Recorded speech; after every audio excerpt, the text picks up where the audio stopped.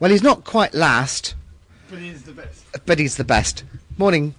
Morning. Oh, you're not switched on. Hang on a minute. Switch your microphone on, sir. Try that. Morning. How's that? Hello. That's better. Hello. Hello, Kevin. I know that old trick, Martin.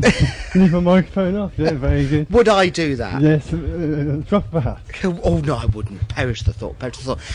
You're not only a presenter on Penwith Radio, and you're not only a resident of St Just. No. You've got lots of things going on in your life at the moment, haven't you? Yeah, it's not very busy. I like to keep busy.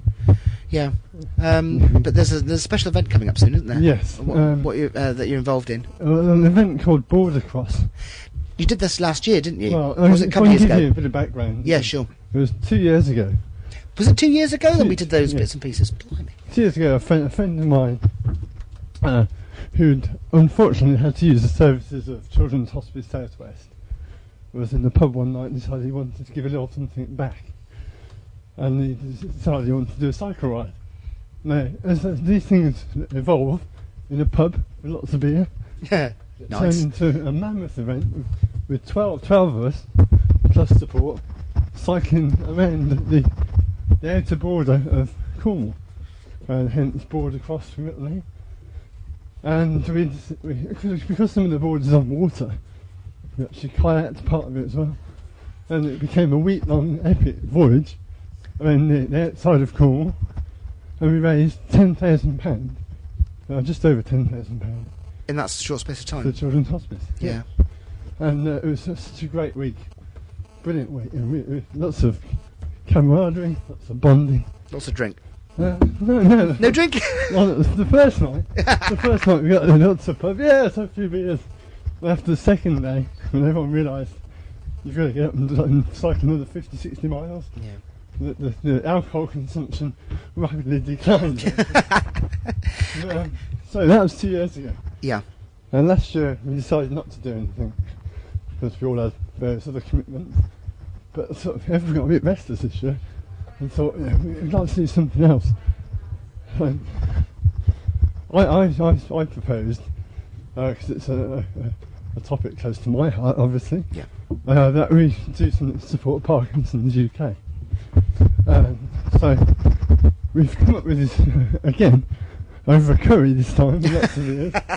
We've come up with this plan to cycle from London back to St Just. So London this time. Yeah. So London back to St Just. Yeah.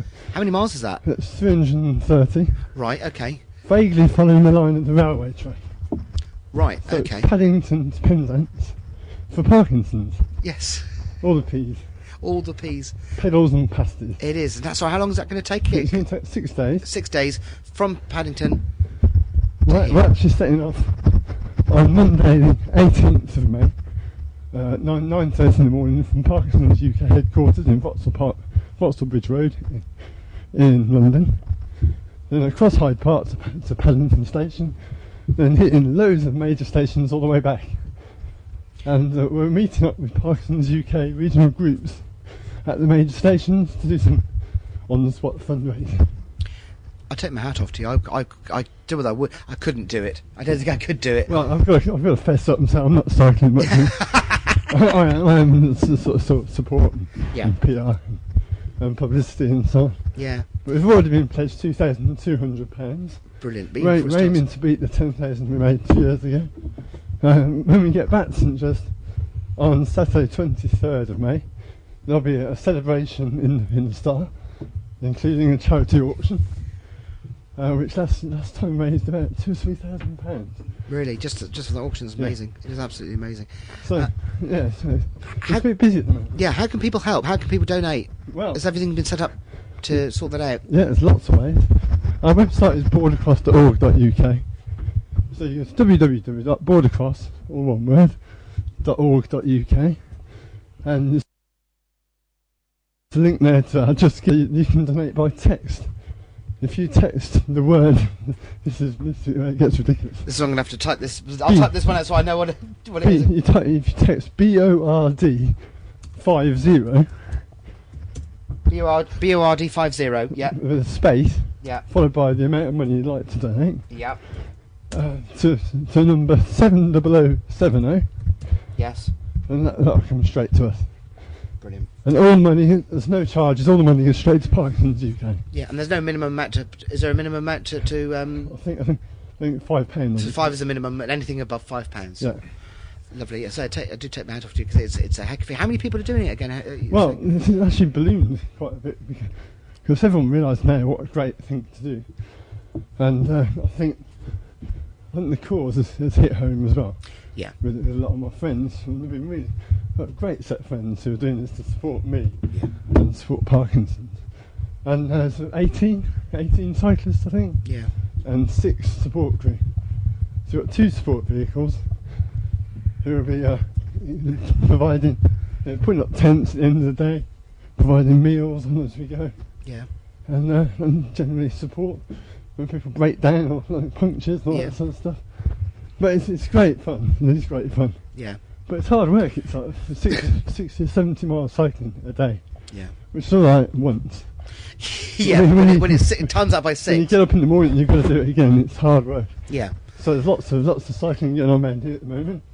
It's all people from around here. We've got local architects, builders, company directors, barmen, you name it. People from all walks of life helping out. Yeah, absolutely fantastic.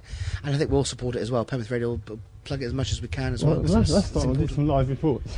You did as well. It was on us, and Source as well, wasn't it? So as you were going around. Yeah. I'd like to do that again. Yeah, by all means. But also, you can follow our progress on the website. Have you got a little tracker? We have tracking on there. Yes, remember that last time. And last time we had over 300 people daily reading the daily blog. Yeah. Which I'll be updating every day. Yeah. The dramas. Are you going up there too, or are you staying this end? No, I'm going. You're going as well? Yeah. Well, we'll get you on air. Yeah, it should be good. Do a live daily. So we set off on May the 18th. Yeah. And we're back on May 23rd. God willing. Yes. No, you'll be able to do it. That'll be fine. You'll be fine. One thing I want to ask, because you don't have to discuss it if you don't want to, really. But a man of your age with Parkinson's, is that unusual? Very. I'm now 44. You don't look it. I was diagnosed. Thank you. I didn't even feed you that one. I was diagnosed 10 years ago now, and I was the youngest person in Cornwall at the time to have Parkinson's, or to be diagnosed with Parkinson's. I'm sure there are a lot of people that age who've got it who don't know. Yeah. But I was diagnosed at 34, which is very young. One in 200, I think, of Parkinson's sufferers are under retirement age. So we're quite a rare bunch. Yeah. What prompted you to actually go to the doctor to think there's something not quite right here? Because there must have been something that you noticed that wasn't. Yeah, absolutely. Well, I started to develop a tremor in my right hand, and it wasn't much. It wasn't mine. It wasn't life changing, but it was significant enough to make me go to doctors. And there are other symptoms that I was experiencing, which I didn't know. These sort of things happen. You just brush them aside, and you find out afterwards. Actually, that was it. Like, for instance, my writing got very small. But I started to get very difficult to write legible. I thought it was just because I was trained to be a teacher. but no, I had a little tremor. I went to doctors, and they thought it was an essential tremor, which is an unexplained, just sort of like a nervous twitch. And I went away, and a few weeks later I thought, no, there's something wrong here. So I went back to doctors, and I was sent for loads of neurological tests. Basically, to rule out anything like Parkinson's. So I would just want them to have these tests just so we know it's not. And lo and behold, it was. Yeah. How did that make you feel at that age? Because it was in your early 30s. It was certainly life changing. Yeah. And I mean, what's the first thing you do when you find someone tells you something you don't know anything about?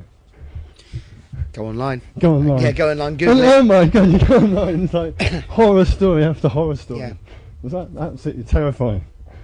Yeah. Because what I've learned after 10 years, I've learned quite a lot about the condition, and everyone is affected differently. Mm. But you go online and you get all the worst case scenario. So it was quite terrifying at first. How are people around you?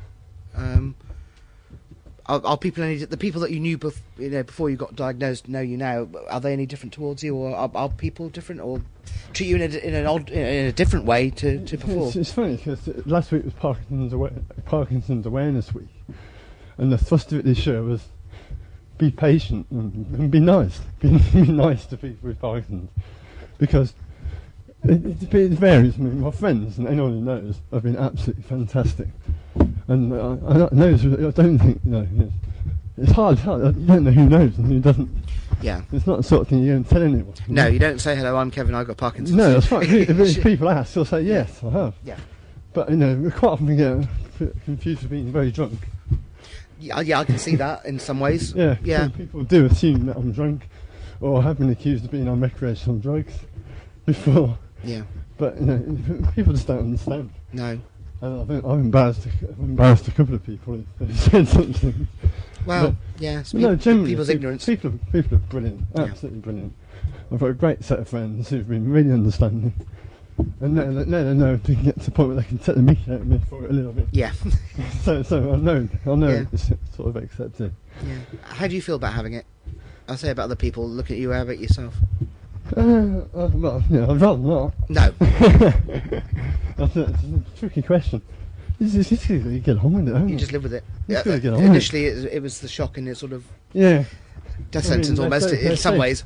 They say there are 4 stages you go through, which, like shock, and then denial, then anger, and then living with it. Yeah.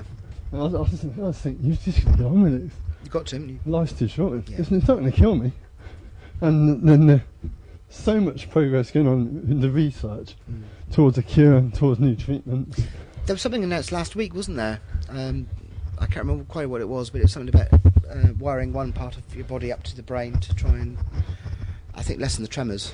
Well, there are lots of treatments involving deep brain operations, where they put electrodes into the brain to stimulate the dead cells, or replicate the dead cells in the middle of the brain. Yeah. And there's so much going on. I almost think it's an advantage being young. Because I think one day, not too far distant future, there's going to be a cure. Yeah. And I just hope it comes before I retire. Yeah. So I don't have to go back to work. Yeah. Yeah. It's certainly life changing though, isn't it? I mean, it's a big life change. Oh yeah, absolutely. I mean, I've had to stop driving now. Yeah. That must be one of the worst things, really. Which is going to make a significant difference in my life. Independence. It's a big thing. Obviously, I don't work anymore. So yeah, it does make a heck of a life changing. Yeah. It's very, very difficult. It's not been an easy 10 years. I don't think it's wrong. But on the flip side, if it wasn't for this, I probably wouldn't be doing Penwith Radio. I probably wouldn't be DJing. I could do.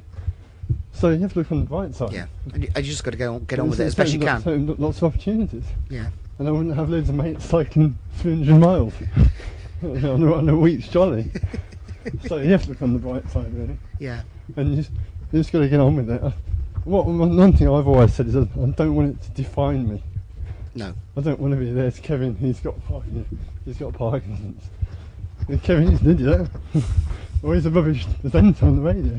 He's a rubbish DJ, fine. But not, I'm trying to be defined by the condition. Yeah. So as long as I can maintain that, I'll be happy. Proper job. What's the website again for Bordercross? www.bordercross.org.uk. And if you want to donate, it's board50 space. Then your donation to 70070. Brilliant, Kevin. Thanks very much. Thank you. More to you than the PM show.